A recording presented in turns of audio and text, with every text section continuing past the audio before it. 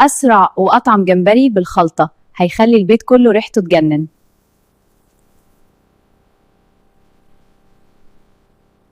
بصل، توم، جزر، فلفل رومي، كرفس، والجمبري متصبت وجاهز.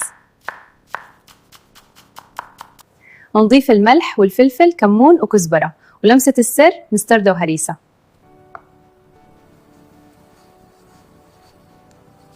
نحط الجمبري ونقلبه كويس لحد ما يتشرب الطعم كله.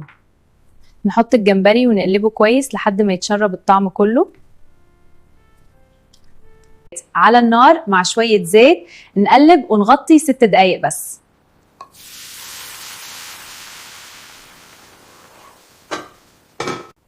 والنتيجة جمبري بالخلطة يجنن، وألف هنا جربيه وقوليلي رأيك.